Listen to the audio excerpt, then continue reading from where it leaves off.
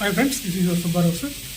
Physically challenged పర్సన్స్కి civil సర్వీసెస్లో total మార్క్స్లో 1/4 మార్క్స్ వచ్చినా కానీ సివిల్ సర్వీసెస్ వస్తుంది, మంచి సర్వీసెస్ వస్తాయి.